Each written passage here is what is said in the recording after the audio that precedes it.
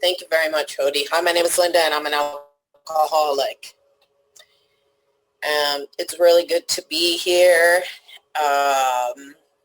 Zoom is an interesting character. It allows us to travel all over, but it is different from how I was raised in Alcoholics Anonymous. But it's been really just exciting to watch Alcoholics Anonymous embrace the changes of the world and just adapt and overcome. I mean, talk about life on life's terms. That's a big deal. I want to thank Ollie for asking me. Theresa, I haven't seen her yet on the screen, but I'm sure she's here somewhere. That's the challenging thing with Zoom. You can't see everybody, and but it's super good to be here. I'm here to talk about step 8 and 9. Step 8 made a list of all persons we had harmed and became willing to make amends to them all. And step 9 made direct amends to such people wherever possible, except when to do so would injure them or others. And it's interesting with step 8, I've heard different people talk about, separating their amends into not now, not ever, maybe, and I'm willing to do these. And my sponsor pointed out to me, okay, I'm looking at myself, so I'm just going to remove this.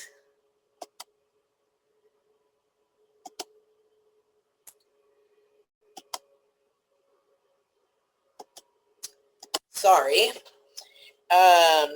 My sponsor pointed out to me that step 8 said made a list of all persons that we have harmed and became willing to make amends to them all. That didn't mean that I get to pick and choose. Like if I wanted to stay in Alcoholics Anonymous, I had to be willing to make all my amends. And I had some very, very difficult amends. I'm just going to briefly tell you what my life looked like when I walked into the rooms of Alcoholics Anonymous.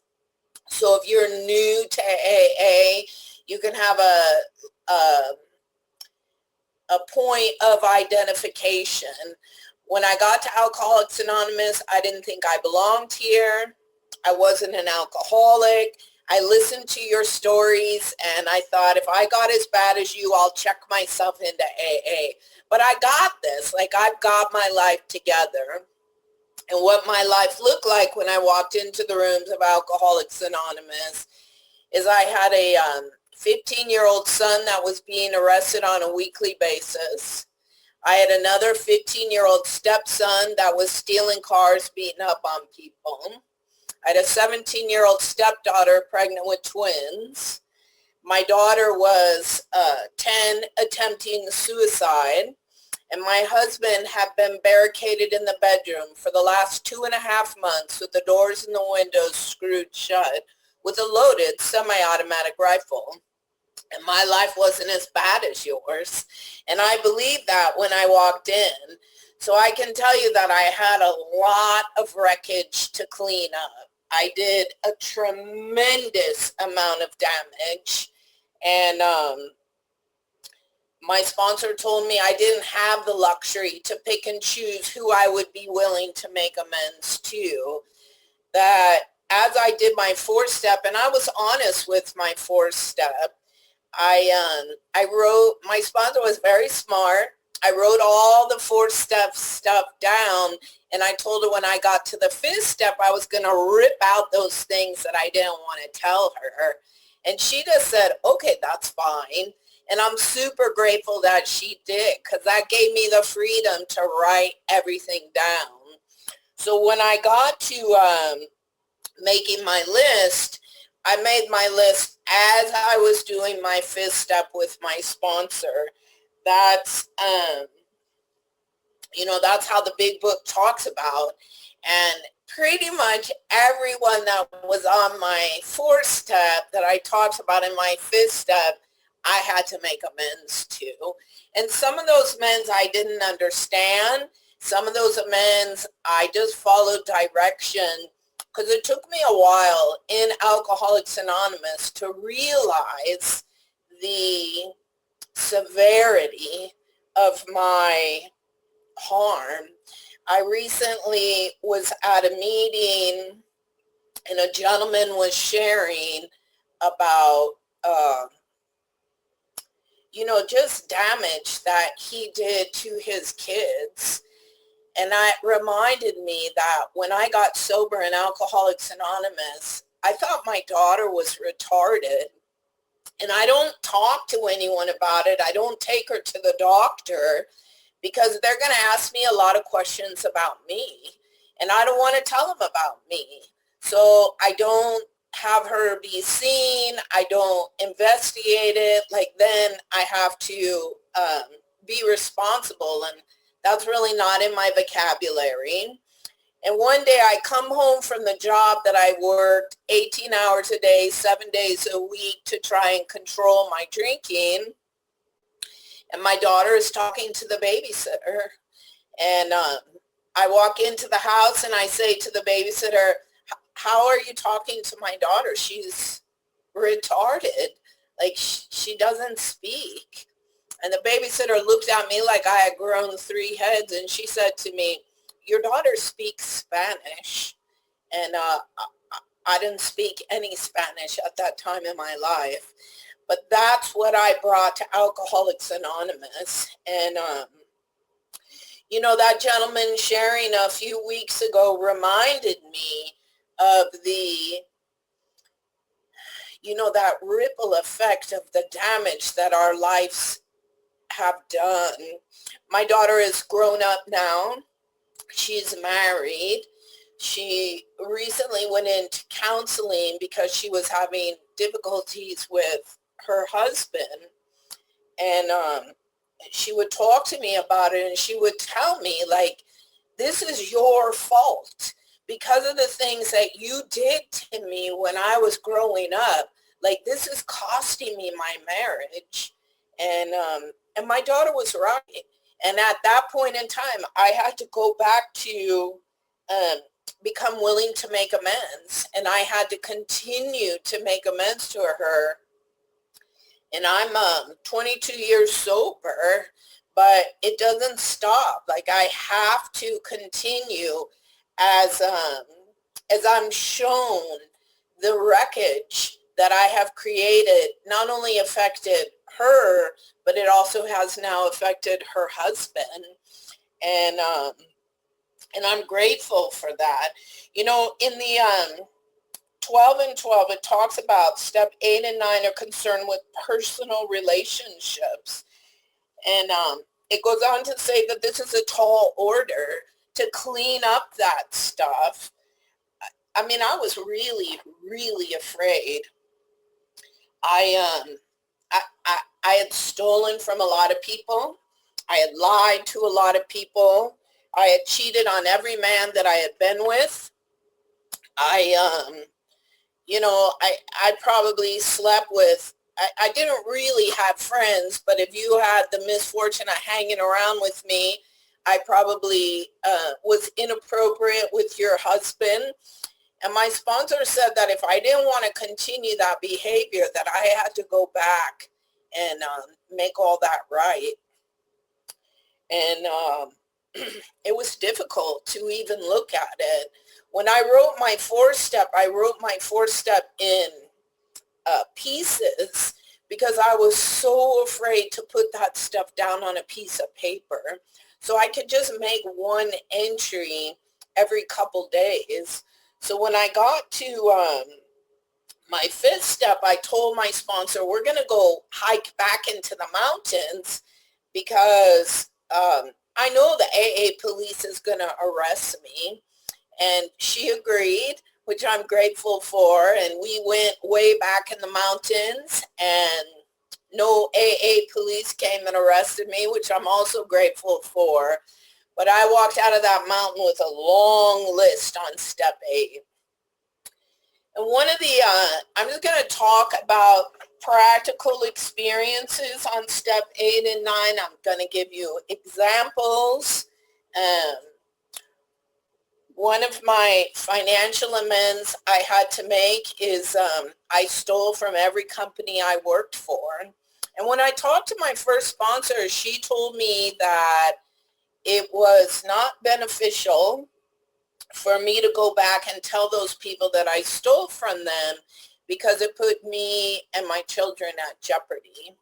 And so she had me donate that money to charity. And I followed direction. And I got through the steps, and I'll tell you that I didn't feel free. And so I said, I went and found a new sponsor, and she had me go through the steps again. And when I got to that part, she said to me, it wasn't charity's money. It was those companies that you stole from, and you still owe those companies their money. And I said to her, well, I've already paid the money back. And she said, then you're going to pay it back twice, or you're not going to stay in Alcoholics Anonymous. That's how it works. And I'll tell you that I told you like a tiny snippet of what my story was, and I was too afraid not to follow my sponsor's direction because I absolutely wanted to keep my seat in Alcoholics Anonymous. So I called those companies and I set up appointments because that's what AA has taught me to do. And then I called my girlfriend because when I got sober here in AA, you told me to get friends and you told me I'm a girl, so I should get girlfriends. And so that's what I did.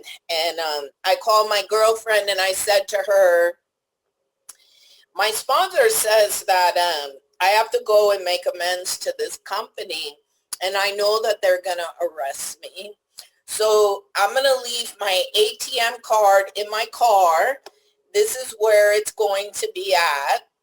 And I'll probably get arrested and go to this jail, go to the bank, get money out with my ATM card, and come bail me out because I'm not interested in spending time in jail now that I'm sober. And she thought that was a great idea. She was the same length of sobriety as I was. I didn't tell my sponsor that's what I was doing. And my friend was like, yeah, that's a good idea. So I sat in my car. I showed up to that appointment early, and I sat in my car, and I said a prayer. And what I heard was God say to me, you know, you're lying and cheating and conning still. And I guarantee if you leave that ATM card in this car, you're going to go to jail. And so I hit a surrender at that point. And I said, all right, God, if I'm going to go to jail, then give me someone to do 12-step work. Because the one thing that Alcoholics Anonymous has taught me is when I'm thinking about you, I can't be thinking about me. And there lies my solution to no matter what is going on. And I took that ATM back in my wallet, and I went in there and I told them that I stole from them, and they had no idea. Like I was a good, hard-working employee, except for the fact that I would steal from you. Now, they made me tell them how I did it so they could stop it from happening again. And they didn't arrest me. They didn't have me arrested. They were absolutely astounded at the fact that I would be willing to come back and take responsibility and tell the truth. And I'll tell you that I am a high school dropout. I am still a high school dropout. And I had an executive job in Los Angeles that I got when I was, I think a year sober. I'd have to think about the dates to know for sure. And I got paid a lot of money at that job. And that man treated me with a lot of respect. And there's absolutely no doubt in my mind that if I wasn't willing to make that amends that I made, that wouldn't have happened. You know, that man let me run his multi-million-dollar corporation for the last 19 years. And I don't know how that happens except, you know, working the principles of Alcoholics Anonymous. Because I'll tell you, even at his job, I remember one time I did an auction and I was counting cash, and that little obsession kicks in, and I like cash. I like the way it feels. I like the way it smells. I like how it multiplies. And I'm counting that cash, and I start thinking about that Harley I have in the garage. And then all of a sudden I start thinking about, this man doesn't pay me enough, and he's not grateful for what he has. And I need more chrome for that Harley. And he paid me a bonus last Christmas, but it wasn't big enough. And my mind is starting to go off as I hit the $2,000, $3,000, $4,000 mark. I'm stealing this money. And because of Alcoholics Anonymous training, you have taught me that it doesn't matter what I think. What matters is what I do. And what I did is I counted that money, and I'm in the Harley store, and I'm buying chrome, and I'm thinking about all the things I'm going to spend on this. And I tuck that money in an envelope. I seal it. I open the safe door. I drop it down the slot. I close the door. And then I wake up. And I'm like, you dummy. You were supposed to steal that money. But that's Alcoholics Anonymous at work. In spite of how I'm thinking and feeling, your training has taught me just put the money in the safe.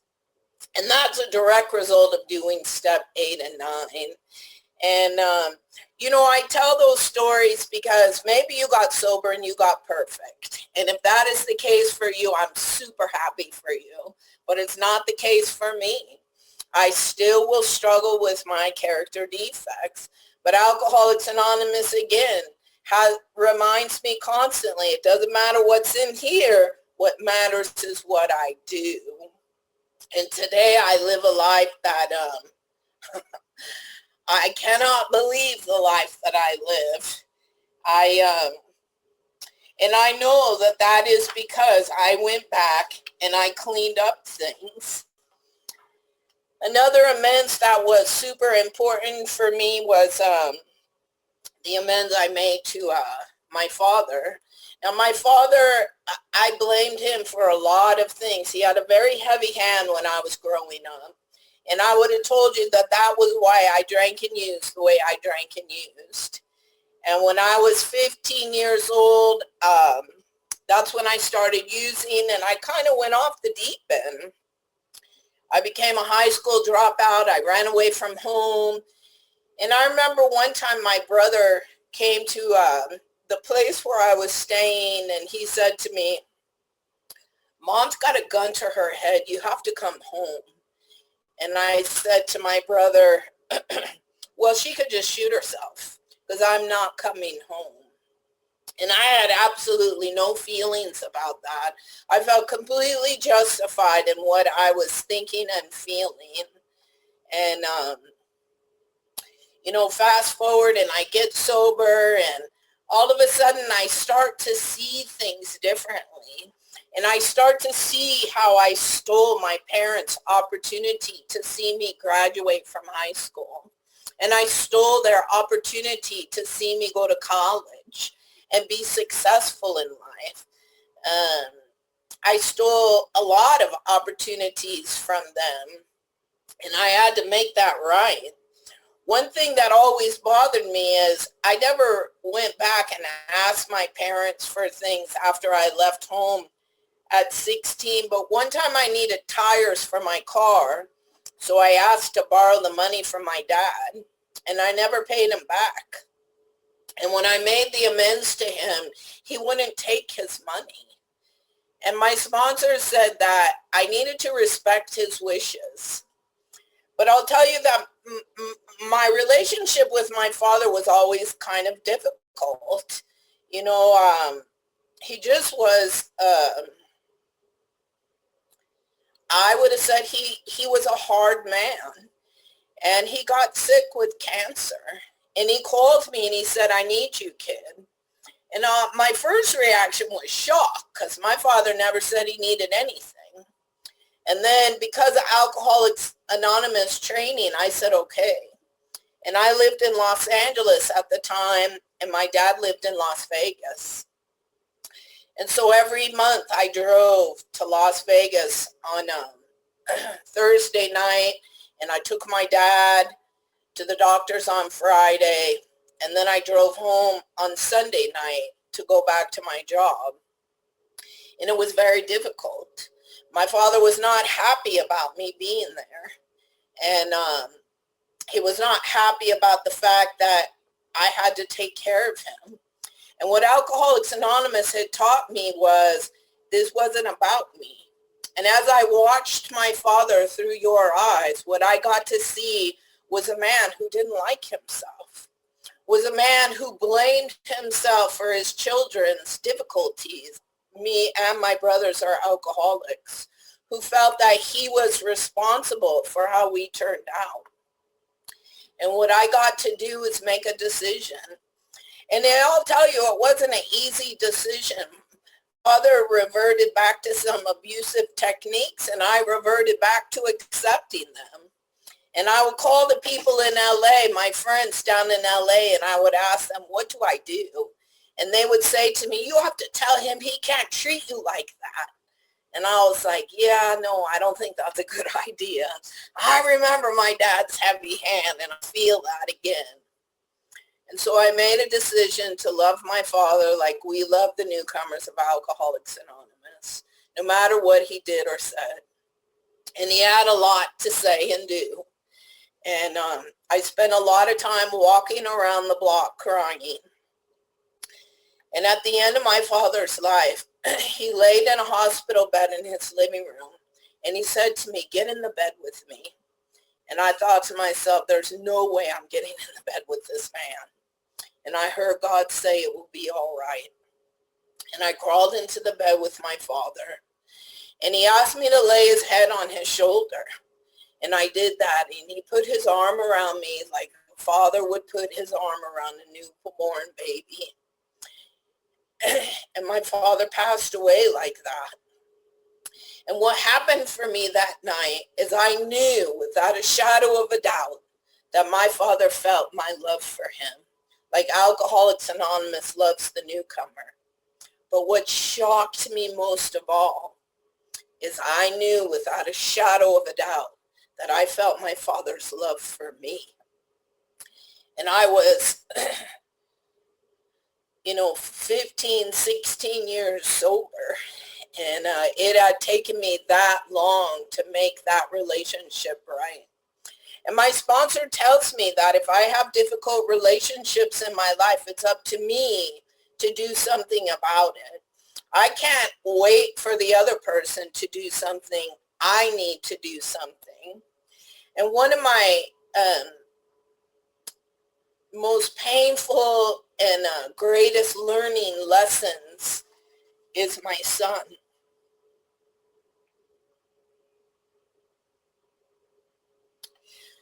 He's 39 years old, and I dragged that kid through my alcoholism.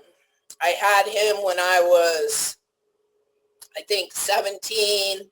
I thought I was a good mom because he could sleep next to the live band and not wake up. I gave that boy no stability at all in his life. And he paid a high price for that. Not only does he suffer from alcoholism, but he suffers from mental illness. And I spent a long time making amends to him.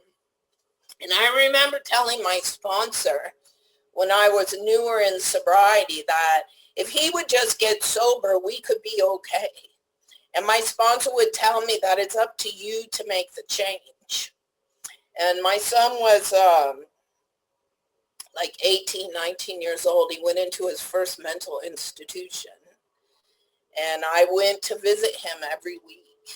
And, from the time my son was 15 until pretty much now, he's been either homeless or institutionalized. He's had 7 suicide attempts. And at that time, I was planning a trip across America on my motorcycle. And I was sharing this story with my son because that's what Alcoholics Anonymous has taught me to do, is share my life with those about me.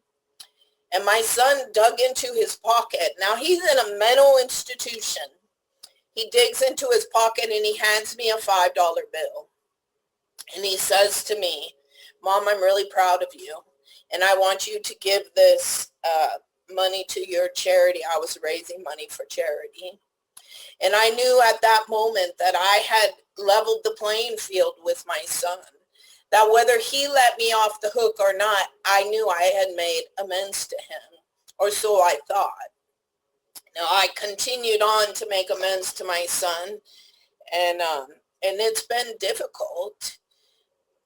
A few years ago, my son pointed a shotgun at me and him shot himself, and then we had a 6-hour standoff with the SWAT team.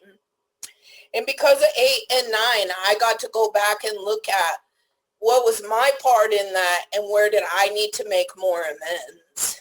And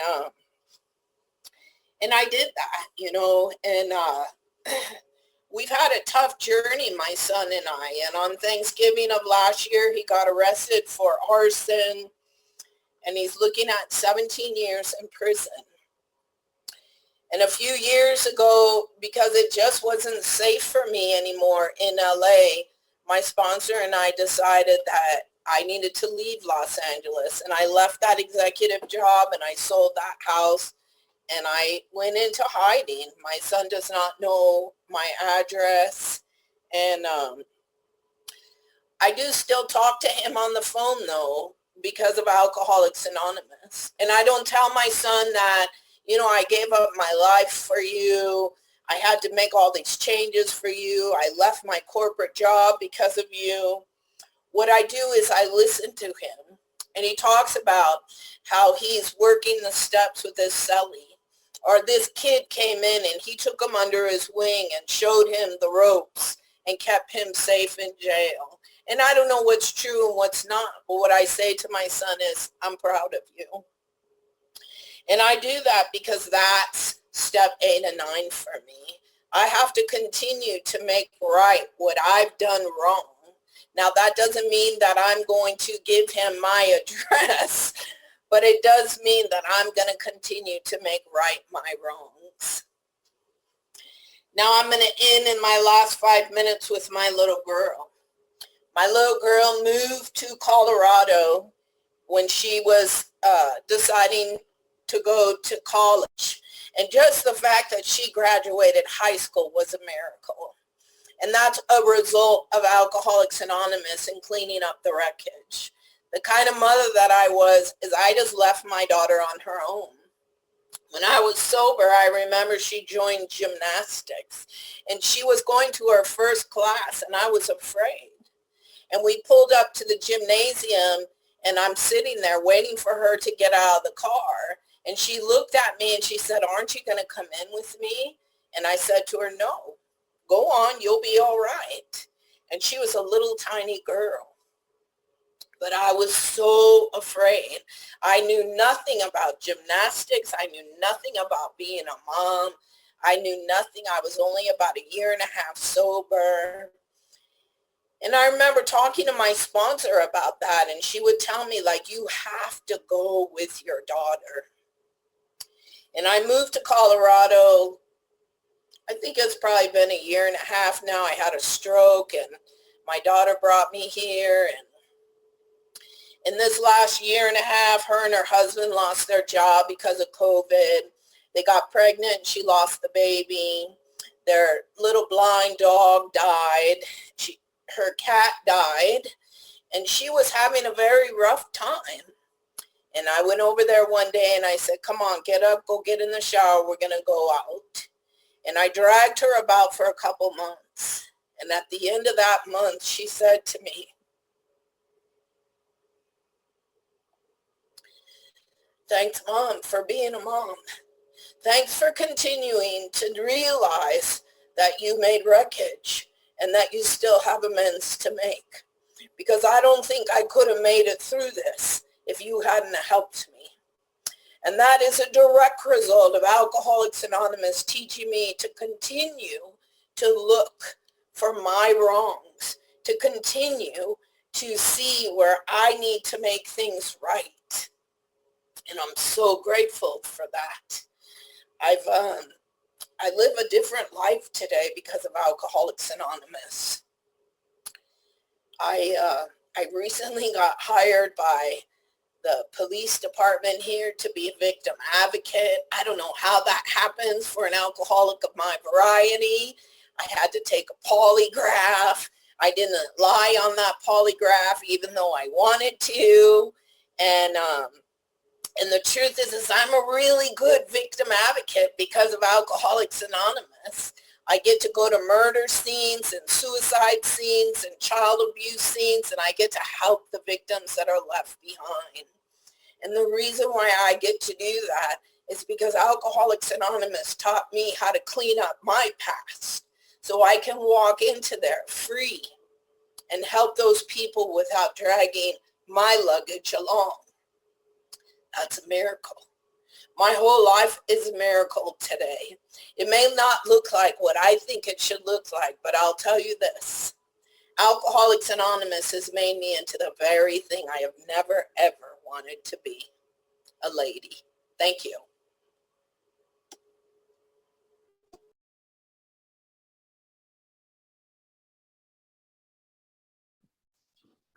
Thank you so much, Linda. Wow. And now I'll call upon Theresa. All right, I made it. Hi, everyone. My name is Theresa. I'm an alcoholic. Grateful to be here. Grateful to be sober because of a loving God. I'm breathing. That was a lot of multitasking. Okay. Whew. Just breathing for a second. Thank you so much, Linda. Let me get a chance to introduce you. But I listened to you the whole time. Had you in my ear. And I want to begin by saying why I've always appreciated you is just a direct representation of the miracles that happen in Alcoholics Anonymous and our willingness to do the work. What happens, right? What is the result of that? And I guess I'm going to start with this because as I was listening to Linda, it brought this up for me now. I know I'm an alcoholic. I don't know if it's the Al-Anon in me, but I was thinking about, those of you who don't know, my mother's in recovery. Mommy has 34 years. And when you were talking about your children, I remember Mommy was sober 4 years before I got sober. And I remember coming out to California and she took me, I like ballet. Most people don't know, I love ballet. She took me to a ballet. And then afterwards, we were by a fountain. It's like a dream. But I remember we went to the fountain in the middle of whatever this theater was. And I remember her being very uncomfortable. And it seemed difficult. And she made her amends.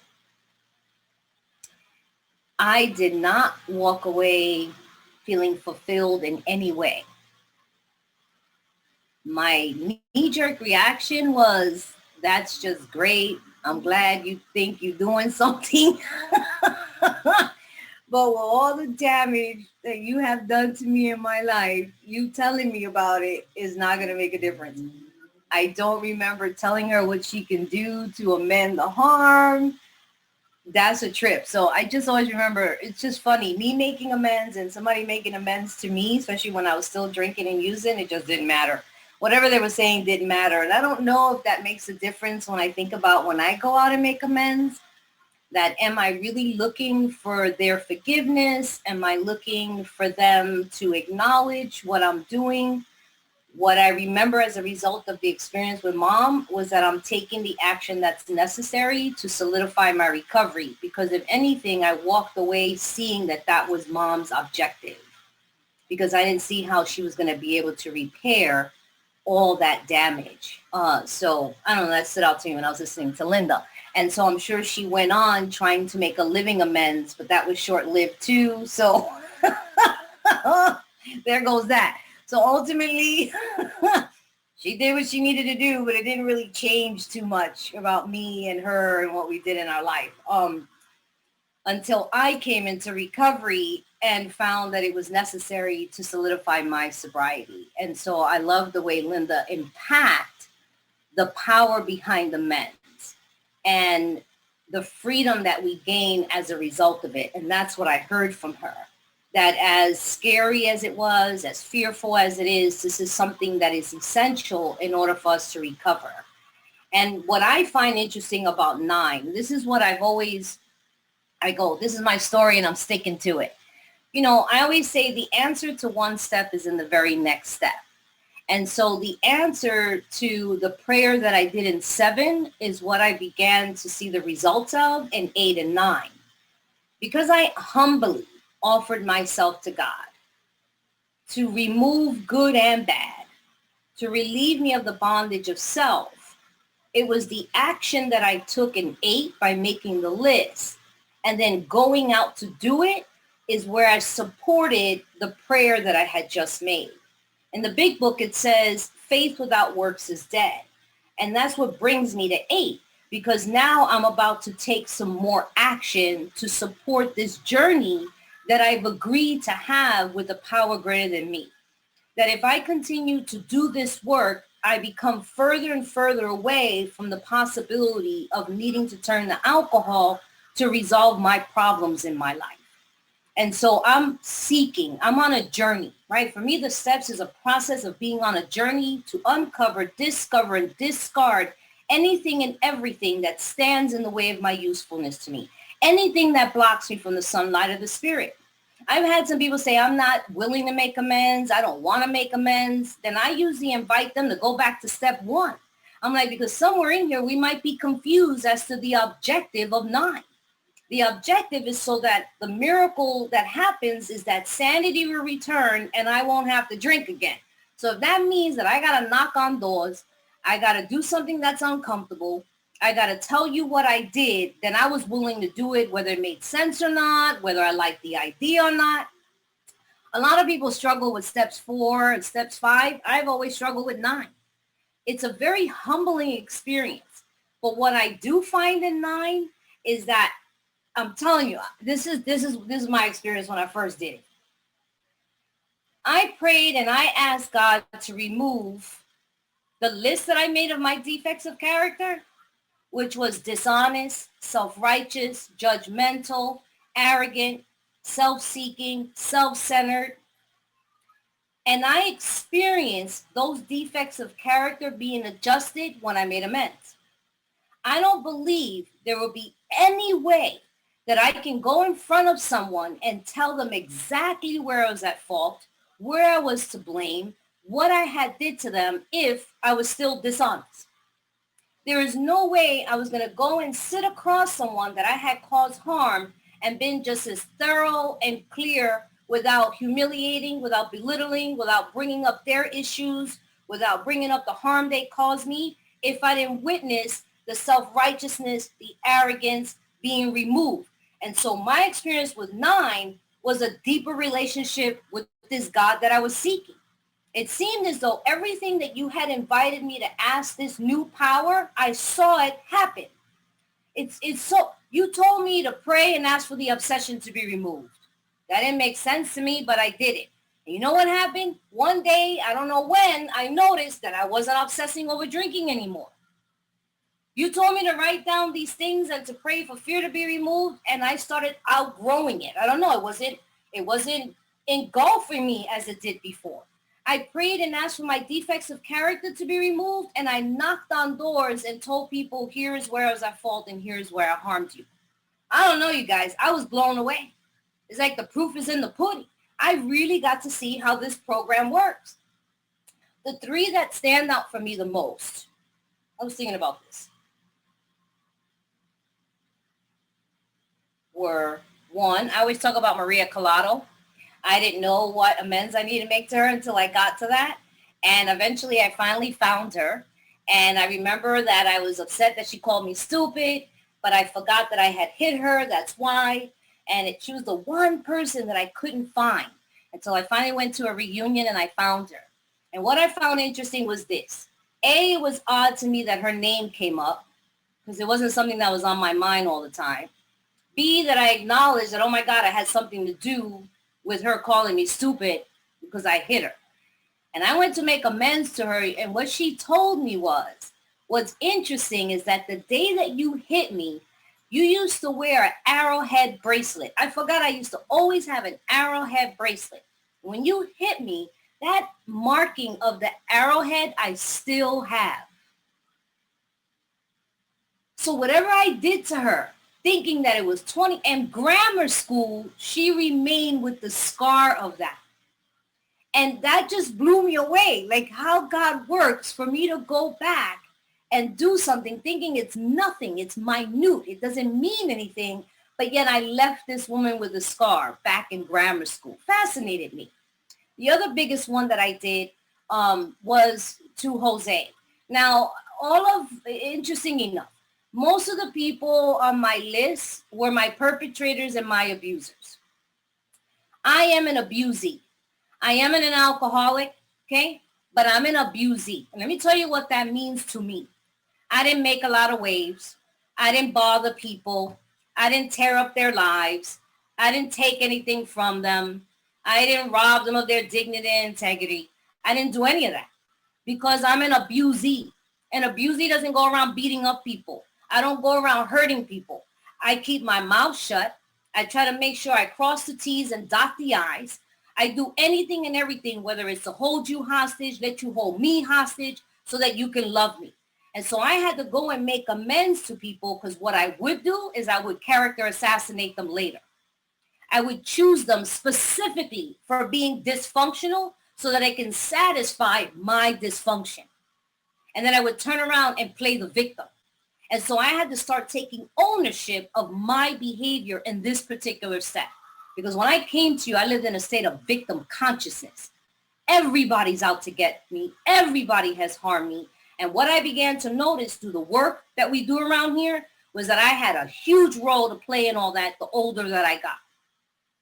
And so Jose was the biggest one for me. I was terrified of him. He held me hostage for 3 years, held me in what I call in the tower, and he would beat me every day. I'm on this thing. Hold on, I'm looking at myself. Hey, you look kind of cute. What's up? Okay, take me out of here. Hold on, I'm sorry. That was weird. I can't take myself off of this thing. Okay. Okay. So I can't take myself off. I gotta look at myself. I don't like it. All right. So let me do this. I don't know. Okay. So I went with Kim. So the amends that I had, the first amends that I had to make, I had to go back to New York. So I had my list and I went back to New York and Kim came with me so I wouldn't go back alone. And when I walked into the park where he's usually hanging out at, immediately I got scared because I was wearing the clothes I shouldn't be wearing. I was smoking and I'm not supposed to be smoking. I had on makeup. I'm not supposed to wear makeup. All the rules that he used to have, I was completely contrary to all the rules that I had been tortured behind. And I panicked. And I remember Kim and I was with my girlfriend Tita. We did the serenity prayer. And I walked in and I saw him and those eyes, his eyes are piercing. They're just terrifying, his eyes. And I stood in front of him and all I remember was I had index cards. So it's not in the big book. I just know that my sponsor gave me to write it in index cards so that I wouldn't lose focus on when I was making my amends. And I held my index card and I read from it. And I shared with him that I didn't have a right to character assassinate him. I didn't have a right to blame him for what happened to me because I chose him specifically when I went with him. I knew he was an abuser. He had 3 women in the hospital. I still wanted to go with him anyway. And so I went through my list.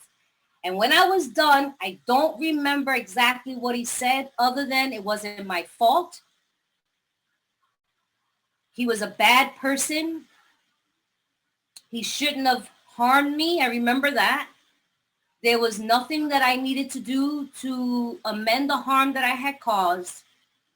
And what stood out to me, this was like we have those spiritual experiences, you know, those snapshots, those moments. That was a pivotal moment that changed my life. I turned around when I was done talking to him.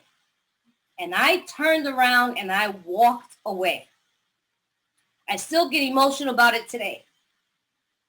And at no time as I was walking away was I petrified that he was going to come behind me and beat the living daylights out of me. I would have never turned my back on him, ever. And I felt like I became a woman in that moment. I just walked away. I wasn't saying, don't look back. Everything's going to be okay. You're safe. I didn't feel nothing. There was a nothingness that came over me. And I knew this program works. I have been terrified of this man my entire life, since the day I ran away and I got away from him. I lived in hiding. And immediately that just fell for me. I was no longer in hiding. I no longer had to walk with my head down, and I no longer had to panic if I saw him or somebody who looked like him. I'll always remember that. I knew the program works and that there's a God, that you guys were telling the truth. My other biggest amends, I don't want to run out of time. The other one that's the biggest one was with Mom. And I know I remain willing. The big book tells me don't ever say never. Always remain willing. And I remain willing. But man, I had a hard time with that one. I had a hard time with Mama. But I knew it took me 9 years to make amends to my mother. 9. I knew that if I did not, I would never be free. I would never be free from the bondage of self. My perception will continue to be distorted. I will never be able to see the world the way I need to see the world, because I'll still be blinded by all the pain and all the suffering and the sorrow that I carried in my heart behind the dynamic. And I couldn't see really where I was at fault. I still blamed her. I still blamed her for all that she had done to me. And I remember I went to Montana to sit with some elders, and I told them I need to work this out. I have to make amends to my mother, but I'm struggling. I'm struggling. I can't see how. And she told me a story, and I don't have time to tell you the story, but she told me a story about the queen of the upper world and the queen of the underworld. And when we were done, I remember looking at her going, that's a very cute story. Thank you. And it didn't hit me till the next morning. And the next morning, I got what she was saying. I called my mother and I told her I needed to talk to her. And when I got back from Montana, I went to see my mother. Now, at this time, my mother knew that I had been in the program for a minute. 9 years I was with you. And all this time working with her sponsor, she expected that one day I was going to come to her and tell her that I want nothing to do with her ever again. I finally concluded that I do not need her as a person in my life, and I am done with her. Instead, she had no idea that I was coming to make amends. And the amends I needed to make to my mother was that it was arrogant of me to think that she should be something other than who she was. For I had not walked in her shoes. I do not know the depth of her pain. And I came to cry for her. And I wanted to know what it was that I can do. And my mother started shaking. Mommy started shaking and trembling, and she just started crying because she thought that I would just get rid of her forever. And that changed my life that day too. I began to mature spiritually. This little girl was no longer looking for mommy to be mommy and to, and to show up in my life. And it just transformed. Now, mommy and I didn't dance into the tulips, and we didn't become the BFFs and the best of friends, but she became my greatest teacher. I began to now look at her and to learn from her the things that still block me. She's the only one that can nitpick and, and kind of get to me the things that are still unresolved inside of me. She's the only one that can bring it out. She's my best teacher. And I've tested it. So whenever it comes out of me and I work on it, it never comes up again. So I find it interesting. The gift of amends that I find that I've received is nothingness. It is the sense of complete detachment, an emotional detachment from this baggage, from this bag of rocks. Talk about drop the rock, right? Have you ever talked about character defects? From the baggage that we carry around, all the secrets that I carry. God forbid you ever see me. God forbid you ever remember. Lord knows I don't want you to know all the things that I've done or really who I am. Step 9 is an invitation to be free from the bondage of self. And why am I in bondage? Because I'm trying to hold on to these things that, God forbid, I don't want the world to see. And I wear all these masks and all these disguises so that I can hide from the truth about who I am. And that begins to dispel for me. All those outfits and those costumes and all those pretenses begin to dissolve because I'm cleaning house. I'm cleaning house and I'm taking ownership. Many of us have spent many times saying, I'm sorry, and doing it again. What I came to understand is amends is like a hole in a sock. When you amend that hole, when you sew it together, there is no longer a hole. So the hole that I had inside of me, the hole that lived in me, that kept me blocked from the sunlight of the spirit, every amends that I made, it began to sew that hole back together again and sew it together again and made me whole and made me complete. And I'm no longer walking with a cloud over my head or with my head down or turning my eye or turning around. I could now, and it talks about look at you in the eye. And that when I go to make amends, it's not saying I'm sorry.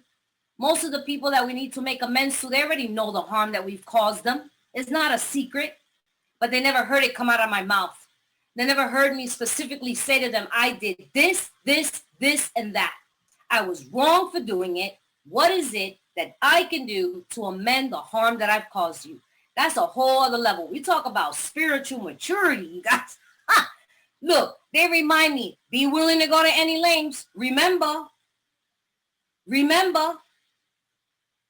they prepared me in 6 and 7. This separates the boys from the men, the girls from the ladies. You better put on your big girl panties because we're about to rock and roll. And I was willing to go to any lengths. I don't want to drink again. And I haven't. You have not lied to me. I watch myself stand taller. I watch my head come up. I no longer saw myself as a piece of junk or garbage or nothing and broken and nasty. I began to watch as God chiseled me into this woman as a result of cleaning house. And it ain't just 8 and 9. So far, it's 1 through 9. There's more. There's more. I'm grateful I made amends to my brother. I always held him accountable to what he did and how he treated me. My brother beat me every day and called me every name in the book. He hated me. He hated me, my brother. And at no time did I ever consider that he was affected by the same household that I was in. I put expectations on him to be something else, to do something else, when he grew up in the same dysfunctional, insane home that I did. And I'm so grateful that I had an opportunity to change the lenses. These steps, what they've done is they've given me another perspective. All the narratives and the lies that I have said to myself so that I could stay spiritually sick begins to be dismantled as a result of these steps. And it brings about compassion, forgiveness, understanding. And I'm grateful because as a result of that, I got to build a relationship with my brother in today. We no longer were living in yesterday. And that right before I had to put him on life support, the doctor said to him, is there anything you want to say to your sister before we put you on the machine? And he said, I love you. And I said, I love you too. It's going to be all right. It's going to be all right. And I had to decide to take him off that machine. And I did it with a clean house. I was grateful that I was present in his life and his sister in today. So what step 9 does is allows me to be in today. If I have to pay back something, if I have to tell you something, it brings me in present time. What is the 4th dimension? Time. A place I had never been. I no longer have to live in yesterday. I don't have to live in tomorrow. I can live in today because my house is clean. And now I'm willing to do whatever is necessary today to clean house so I could be free. We talk about happy, joyous, and free. How is that supposed to happen? Just supposed to happen through osmosis? Action and more action. Faith without works is dead. And there's going to require more action. The gifts are beyond explanation. If you knew you haven't gotten there yet, don't worry about it. You're exactly where you're supposed to be. Focus on the step that you're working on. Don't trip. Don't worry about what people did and what they had to do and might have to go to jail. Don't worry about any of that. Because we're on a different basis, a basis of trusting and relying on God. And that is the process of these steps. I'm no longer relying on Theresa. I'm not driven by 100 forms of fear. I'm putting one hand in God and one hand in this program and seeing what happens. And it's been powerful. It's been awkward, uncomfortable, and sometimes painful. But overall, it's been powerful. As Linda shared, the woman she is today is a direct result of these steps. And I watch it in her and I see her and I admire her and I respect that. That's what I respect around here. The people who do that kind of work, because I see the results and the miracles in their lives. And I want what they have, so I'm willing to do it. So thank you for your patience with me. Linda, I heard you. I couldn't have my camera on. I was in the hospital. I made it just in time. God worked everything out for me to get home just in time. And I'm looking forward to the question. Yeah, I didn't see my 5-minute thing on Lee. I don't know how much time do I have.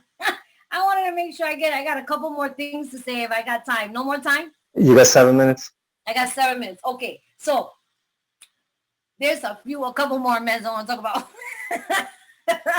Man, most of my amends are challenging. And I want to share this because there's a lot of voices in Alcoholics Anonymous. And not everyone is a terror in someone's life. Not everyone wreaks havoc in other people's lives. That's not my experience. I had to be willing to take a look at this area of amends to see exactly where I was at fault, even to all the people who caused me harm.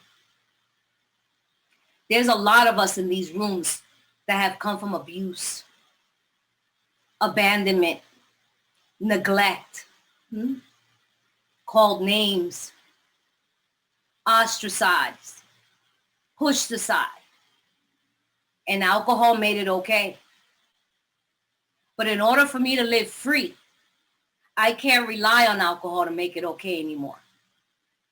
It was these steps that was going to guarantee me a relationship with a power greater than them, alcohol, drugs, that was going to make it okay. I think, although it was powerful, I found it difficult, but I was willing to go to any lengths, even with the people who harmed me and never said they were sorry to me. And as a result, I have been the caregiver to most of my perpetrators and my abusers. Now, most people assume because I take care of these people, I'm doing a living amends. I'm not doing no living amends. I'm doing for them what was never done to me. I find something that's very interesting. It was in Toronto, Canada. I forgot his name. He was taking me to the airport and I was giving mommy directions. I used to walk around on the camera to give her directions, right, on taking medicine and eating food and all that stuff.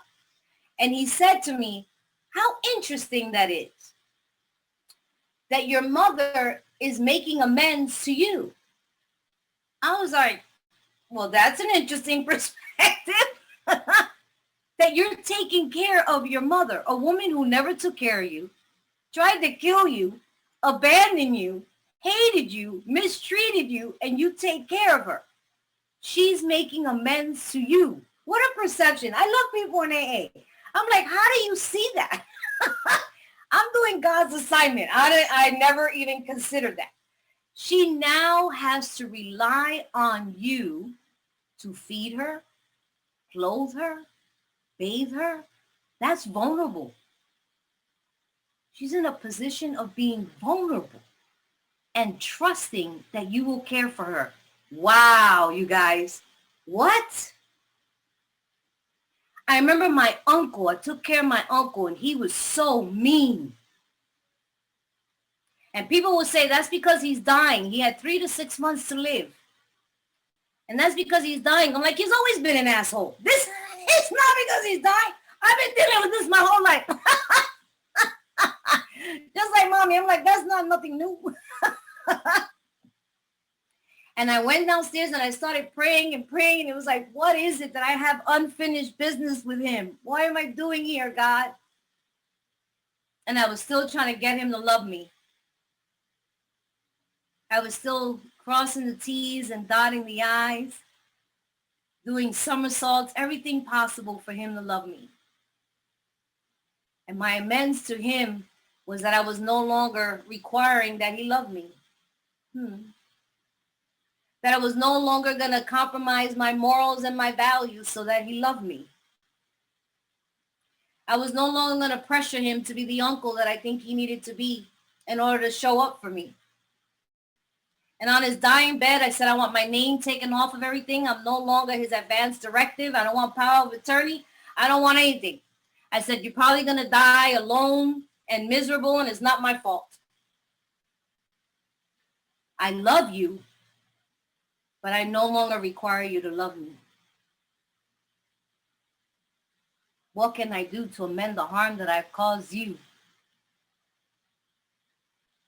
And he said, I don't think I caused you any harm. Thank you. And you've always harmed me because you're a miserable person, and God forbid that you were ever born. I said, okay.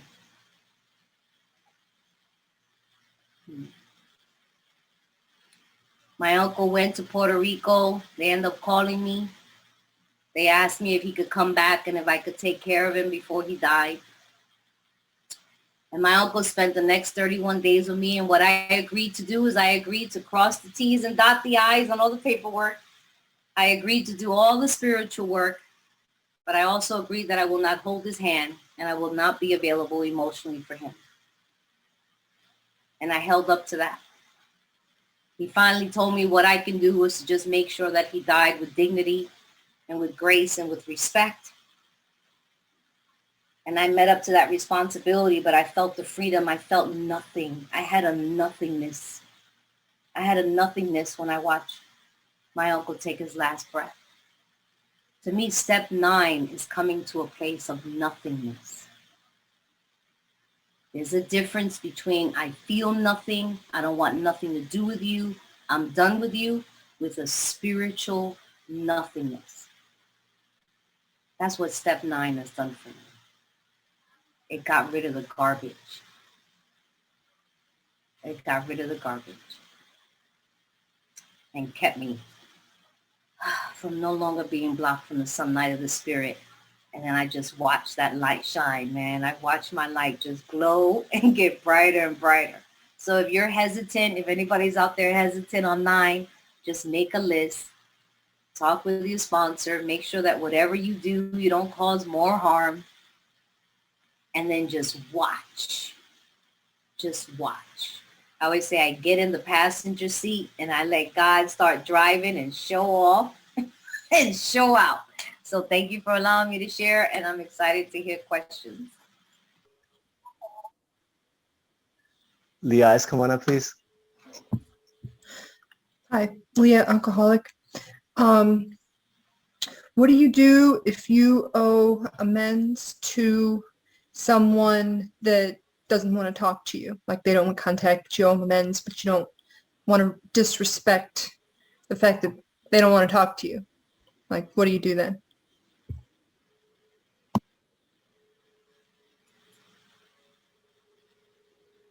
So are we supposed to just answer? Yes, ma'am. You can go ahead and go first. So it's been my experience that I need to respect that they don't want to hear from me, and that the universe will put an opportunity in my life to make the amends. It won't be direct, but I will be able to clean up my past. Theresa? The same here. And you know, I've had that experience. There was a boyfriend that I had, James, and I went to make amends and he didn't want anything to do with me. His dad came to the door, and his dad was in AA and told me he didn't want to see me. He didn't want to talk to me.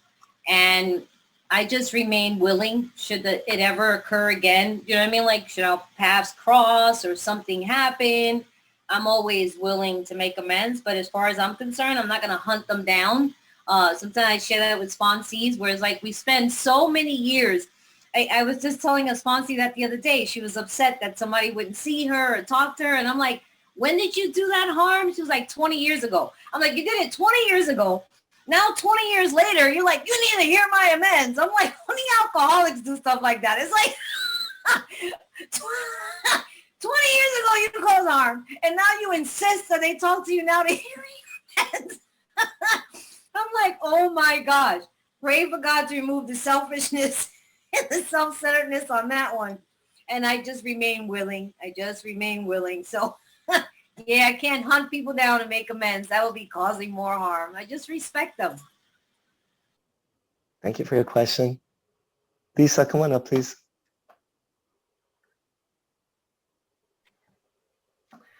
Hi, I'm alcoholic. My name is Lisa. And Theresa, I was really struck, like you really struck, wow, I wanted to know more when you talked about being the victim. And I know with the amends I need to make, even doing the steps again with my kids and leaving me or mom keep drinking. And it's no, it's mom, we know, the life you're leading, we're proud of you. And yeah, you touched on something with, I put myself, there's a lot of victim areas that because I can sense having blame. I got sober and then got divorced. When you said about not having apologies or being mistreated by my mom, I can sense the dysfunction. And so I can tolerate it, but how do you process that where you got that freedom? Where I'd like to know how to put myself in the area where I need to make an amend, because I'm willing to do that for that freedom.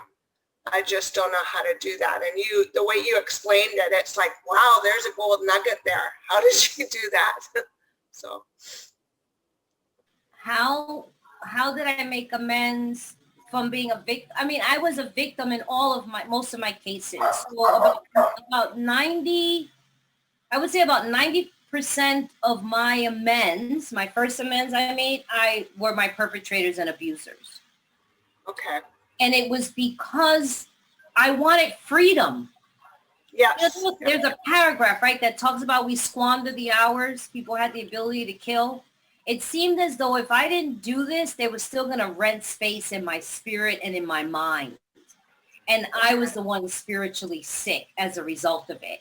And so I was willing to be thorough on where I was at fault and where I was to blame, and not condoning any behavior, because I'm real quick to, I grew up with, it was always my fault why I got a beating, right? So I know how to take fault for everything, okay? I take it even unreasonably. I mean, I have my sponsors that had to tell me that's not your fault. Like, you need to stop. You know what I mean? You didn't do that because you beat me, and then I go, oh my God, what could I have done better? You know what I'm saying? That's just my initial knee-jerk reaction. And so I can't just not be a victim anymore. I just got to keep doing the steps as they're outlined, and then I just watch myself no longer being in a state of victim consciousness. And so I'm just willing to specifically look at where I'm at fault and owning that. That's what I'm willing to do. And real quick, I know you had talked about being a mom.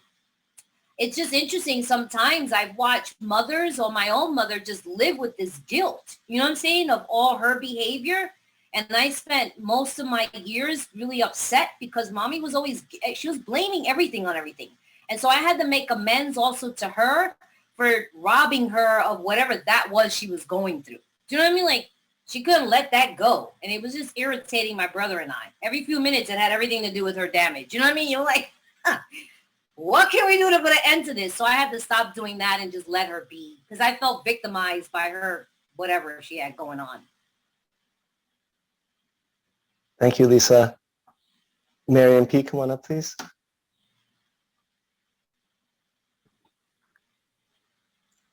Hey, Ali, thank you so much.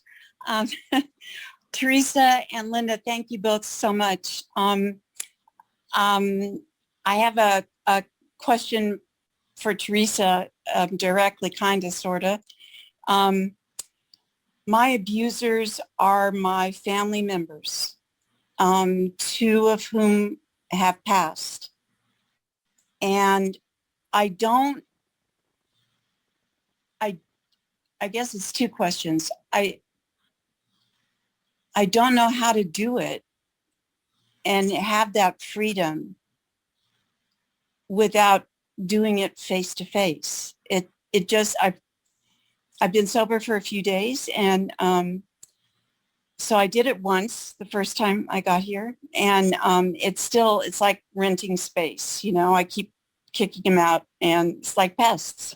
You kick them out and it keeps coming back. And so I'm doing the 4-step now again, a different way with my sponsor. And I don't know how to do this, where I just, I really want to forgive them, but I can feel the anger still inside. And, like sometimes you could toast a marshmallow over it, it's like, and I just, what do I do, Theresa? I think also Linda can speak to it. Even though Linda shared her stuff, Linda has had her share. Okay. And I definitely would like her to speak on this too. But you know what? I like to keep it really simple. And all I had to do was to continue to work the steps to the best of my ability. Now, my sponsor told me I got sober when I was 24. So it took 24 years of that stuff. It's not an overnight matter. So as long as I remain willing, it's almost like chipping away. I think it was Ali the other day. Picture a rock, that with a chisel and a hammer. They say like God's chiseling us into our authentic self, like sculpting us. But I was like, but have you ever heard a rock while it's being chiseled? It's probably going, ouch, ugh, And so that's just me and my little vivid mind. So if anything, what I've done is I'm gentle with myself in a sense that I'm not trying to get it all at one time. I'm willing. I continue to do writing. I get direction from sponsor, from other people's experiences, like asking questions. And I also don't try to be in 9 when I'm in 4. You know what I mean? So just like be in 4 because you're in 4. And then when you get to 9, you'll be in 9. Remember, it took me 9 years to make amends to my mother. 9 years. But I remained willing and I kept doing the work. So I know Linda's got some stuff on that.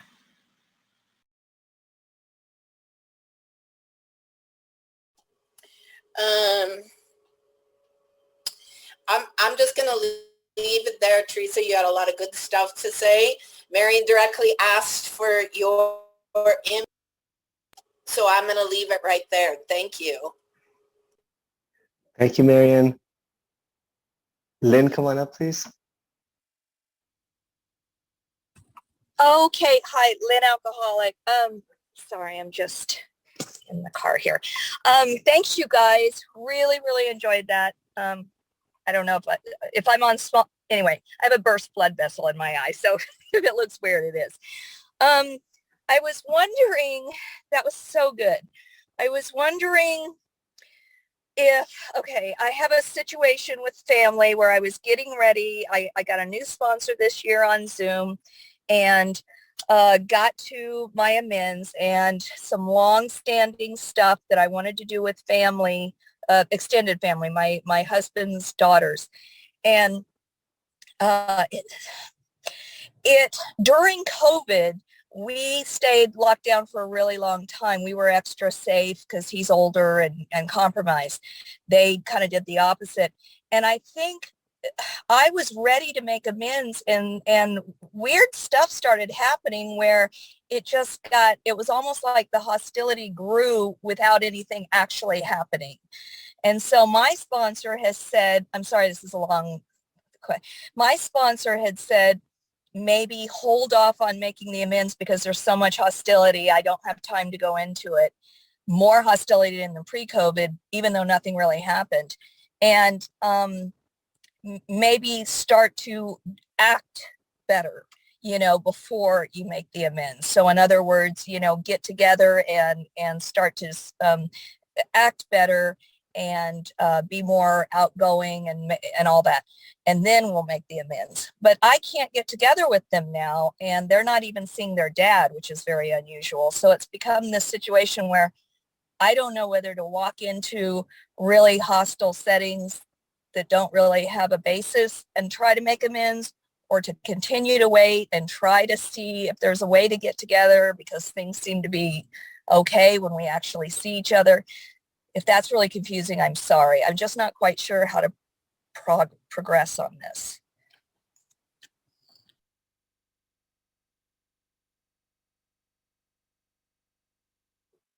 Take it So- away, Linda. I'm just going to tell you a very quick story. My input to you is do what your sponsor says. I got involved with someone I didn't know. I moved in with him. I didn't tell my sponsor. I lied about it. When I finally told my sponsor, he moved out and then he killed himself. So it's just my experience that when we want our will, when we want it our way, it's always an incredibly dangerous situation, not only for us, but those we come in contact with. So if your sponsor says leave it, that's what I would suggest that you do. Thank you for your question. Jerry, come on up, please.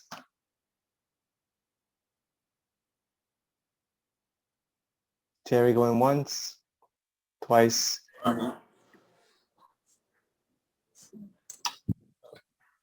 Jerry, you good? Hi. Sorry about that. I was just trying to get out the noise. Theresa, Linda, thank you very much for your guys' share. Really, really powerful. Had a question though. Linda, you were saying something about you continue to make amends. I got a 33-year-old son who's full-blown alcoholic, admittedly, you know what I mean? And he tends to tell me what he really thinks about me when he's drinking. And, you know, so he's very rarely drawing a sober breath. And he keeps saying to me, though, that I never made amends to him, right? And it's kind of making me feel a certain kind of way. So when you say that you are constantly making amends to him, what exactly did you mean? Well, sometimes my amends is I don't answer the phone. If I'm not in good, fit, spiritual position, I don't talk to him. When he's homeless and I know he's out of his mind, I don't answer the phone. Because, Jerry, the truth is, I'm not that spiritually fit that I can step into the cage with the gorilla and be okay. So sometimes the amends is just to keep my mouth shut and keep out of the way and just say prayers for him.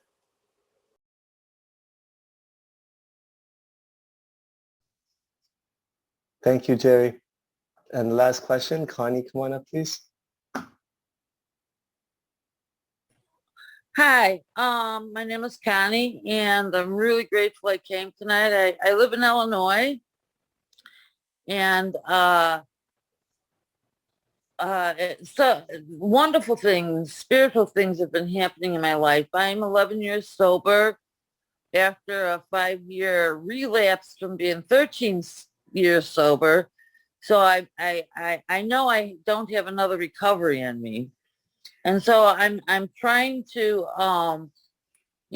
become willing to make all of the amends that I can make amends. I never thought that I would be making amends to my perpetrators. My first perpetrator was my father's. He's no longer alive.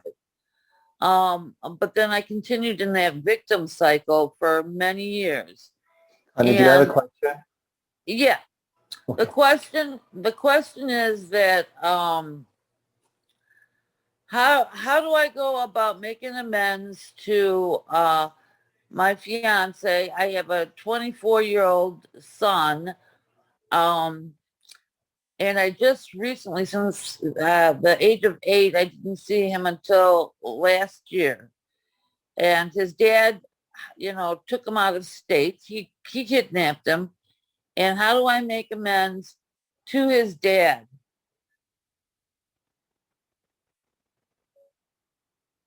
Because I carry a lot of resentment, because he took him away from me. I'm gonna let Linda, hopefully this is our last question, so hopefully the both of us can, I didn't have to figure out how to make amends to anybody. Certainly if you're new or you're in it for a while, I think that's the beauty of working with others. Like, all I have to do is make a list of what I believe is an amends, the air of people I can reach, people I can't reach, people I'm confused about. Like, I get to make a list. And then the awesome thing is I get to sit across somebody. Like, thank God we're not all crazy on the same day, right? I get to sit across somebody else who's far more sane than I am and not emotionally attached to what I got going on. And they can give me a certain clarity and perspective, as I do when I work with others, is I have them call me with their list, and then we go through it together. And we break that down in a way that, we don't lead with the chin, it says, right? I don't put myself in harm. I don't harm my family. I just work with someone, so I don't have to figure out how to make amends. I think that's why I love this program. I don't have to figure out anything. I get to do it, talk to someone else, get some clarity, and then I take the action that's been outlined and directed for me to do. And I always remain willing. And there's some that are like living amends, they call them. Some people passed away. I could get guidance. I think it's not a cookie cutter kind of thing, and they give us examples in the big book, but every situation is also different. So sometimes that's a very ambiguous question. It's kind of hard to answer that when there's probably a whole lot more, right? So hopefully your sponsor can guide you better on how to make amends to those certain people. And I would encourage everyone to please work with someone else rather than you trying to figure out how to do it. That's my suggestion on that, Connie. You don't have to figure it out on your own. We'll do this together.